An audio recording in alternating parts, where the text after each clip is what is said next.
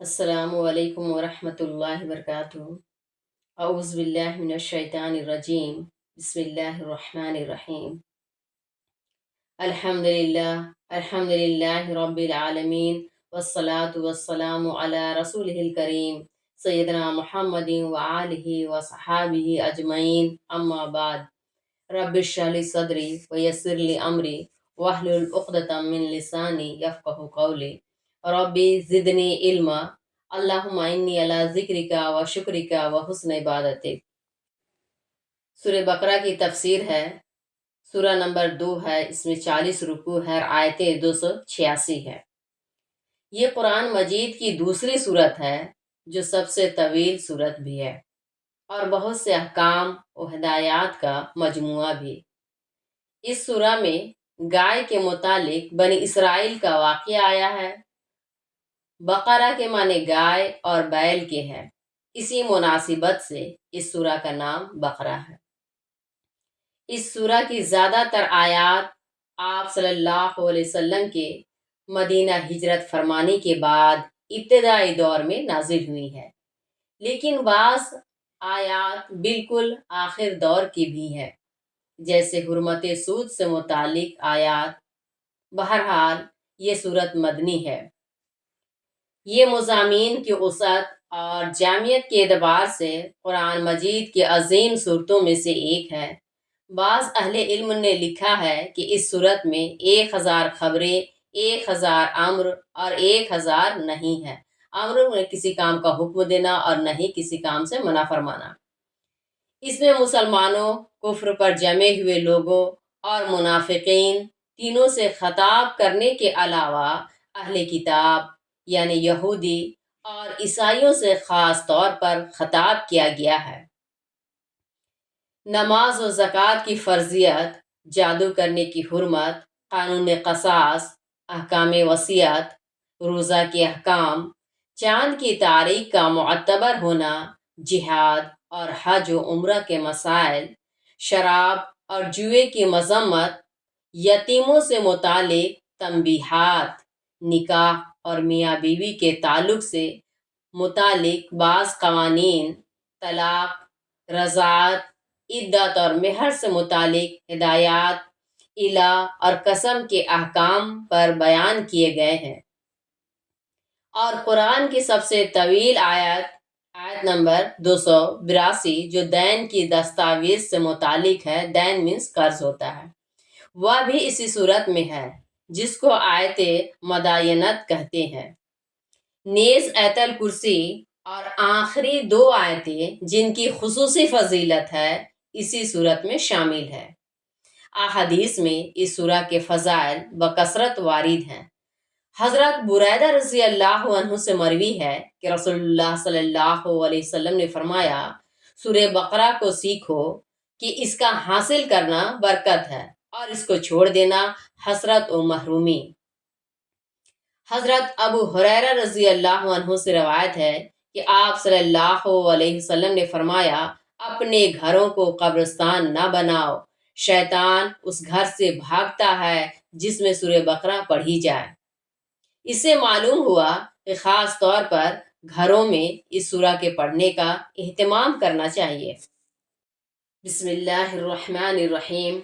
अलिफ लाम मीम ज़ालिकल किताबु ला रैब फ़ीहि हुदल लिल मुत्तक़ीन अल्लज़ीना युमिनूना बिल गैबि व युक़ीमुनस सलाता व मिम्मा रज़क़नाहुम युनफ़िक़ून।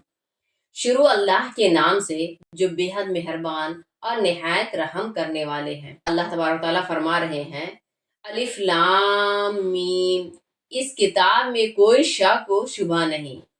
ये अल्लाह का डर रखने वालों के लिए रहनुमा है, जो अनदेखी हकीकतों पर ईमान रखते हैं, नमाज कायम करते हैं और जो कुछ हमने उनको दिया है उसमें से खर्च करते हैं। इसकी तफसीर है, अलिफ लाम मीम, इनको हुरूफ़े मुक़त्तात कहा जाता है। सल्फ़े सालिहीन की आमतौर पर ये राय है कि इसकी सही मुराद से अल्लाह ताला ही वाकिफ़ है। गोया इन हुरूफ के ज़रिए असाब अक्ल व दानिश का इम्तिहान है। نادان کا امتحان یہ ہوتا ہے کہ اس کو تحقیق و جستجو کا حکم دیا جائے، اور دانا کا امتحان یہ ہے کہ اس کے فکر و تدبر کے لیے سرحدیں مقرر کر دی جائیں کہ ان سے آگے قدم نہیں رکھنا ہے۔ انسانی عقل کہیں رکنا نہیں چاہتی، چاند پر قدم رکھ دیا تو مریخ پر قدم ڈالنا چاہتی ہے، اور مریخ زیر قدم آ جائے تو سورج کو اپنا اسیر بنانا چاہتی ہے۔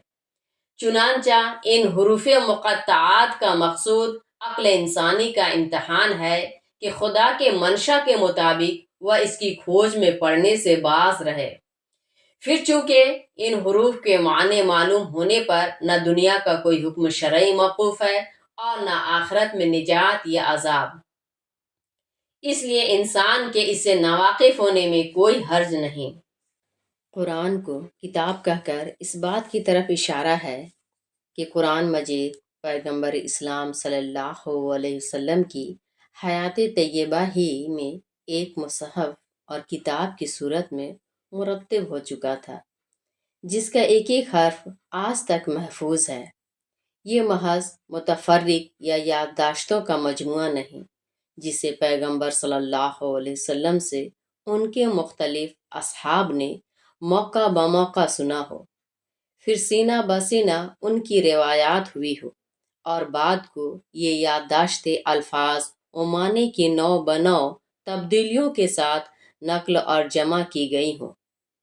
دنیا میں اسلام کے سوا دوسرے اہل مذاہب کے پاس جو مذہبی صحیفے موجود ہیں ان کا یہی حال ہے، اسی لیے وہ صحائف نہ لفظی تبدیلیوں سے محفوظ رہیں نہ معنوی تحریفات سے۔ یعنی قرآن مجید کے اللہ کی طرف سے ہونے میں کوئی شبہ نہیں، نیز قرآن مجید میں جتنے حقائق واقعات بیان کیے گئے ہیں، گزشتہ اقوام کے قصص واقعات ہوں، مستقبل کی خبریں ہوں، یا کائنات کی چھپی ہوئی حقیقتوں کا ذکر ہو، خواہ ان کا تعلق فلکیات سے ہو یا طبیعیات سے ہو یا حیاتیات سے، یہ سب حقیقت پر مبنی ہیں۔ ان کے بارے میں شک و شبہ کا کوئی کانٹا دل میں نہیں چبھنا چاہیے۔ اگر کسی بات پر شبہ ہو تو یہ انسان کی عقل کوتاہ اور فہم ناصار کا قصور ہے، نہ یہ کہ قرآن مجید کا بیان غلط ہے۔ چنانچہ آج تک نہ تو نئی سائنسی تحقیقات حرف بحرف قرآن مجید کی تصدیق کرتی جاتی ہیں۔ جیسے سورج کی روشنی ہر شخص تک پہنچتی ہے، لیکن اس سے فائدہ وہی اٹھا سکتا ہے جس کو دیکھنے والی آنکھ بھی میسر ہو۔ توجہ دے، آگے فرمایا جا رہا ہے کہ جو آنکھ ہی سے محروم ہو اس کے لیے دن کی روشنی اور رات کی تاریکی دونوں برابر ہیں۔ بادل ہر زمین پر برستا ہے، لیکن سیراب وہی زمین ہوتی ہے جس میں پانی کو جذب کرنے کی صلاحیت بھی ہو۔ چٹیل اور پتھریلی زمین کو بارش سے کچھ نفع نہیں ہوتا۔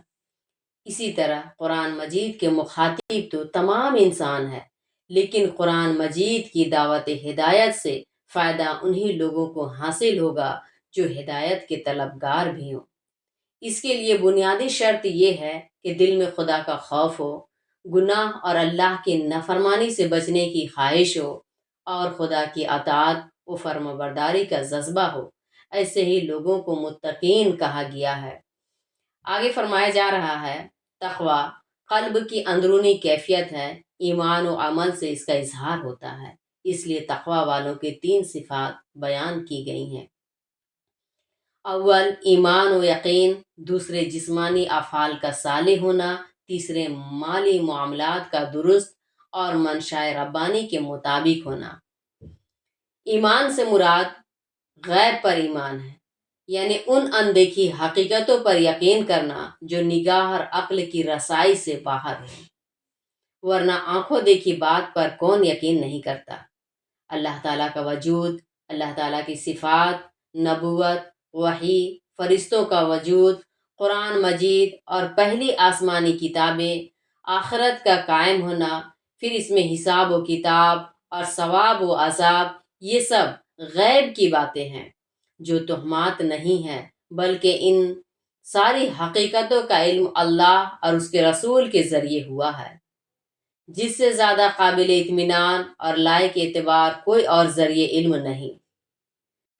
ظاہر ہے کہ جو نظام غیبی پر ایمان نہ رکھتا ہو وہ قرآن پر ایمان نہیں لا سکتا، اور جو قرآن ہی پر ایمان سے محروم ہو وہ قرآن سے فائدہ کیوں کر اٹھا سکتا ہے؟ تقوی کی دوسری علامت اور قرآن سے فیضیاب ہونے کی دوسری آگے بتایا جا رہا ہے۔ تقوی کی تیسری پہچان اور قرآن سے ہدایت حاصل کرنے کے لیے تیسرا ضروری وصف انفاق یعنی اللہ کے راستے میں خرچ کرنا ہے۔ اس میں زکوٰۃ و صدقات واجبہ بھی شامل ہے، صدقات نافلہ بھی داخل ہیں، اور ماں باپ، بیوی بچوں، رشتہ داروں، پڑوسیوں اور مہمانوں غرض خدا کے تمام ہی بندوں کے ساتھ حسن سلوک بھی۔ جو شخص دوسروں کا حق ادا کرنے میں کوتاہ نہ ہو وہ حرام طریقے پر دوسرے بھائی کا مال کیسے حاصل کر سکتا ہے؟ وہ یقیناً سود، جوا اور کمائی کے حرام طریقوں سے بھی اپنے مال کی حفاظت کرے گا۔ بس گویا انفاق کے لفظ پر مال سے متعلق شریعت کی تمام ہدایات کی طرف اشارہ ہے۔ آگے کا ترجمہ اور تفسیر جاننے کے لیے میرے چینل کو آپ سبسکرائب کر لیں اور زیادہ سے زیادہ شیئر کر لیں تاکہ میرے ویڈیو سے آپ جڑ سکیں۔ اللہ عمل کرنے کی توفیق عطا فرمائے۔ السلام علیکم ورحمۃ اللہ وبرکاتہ۔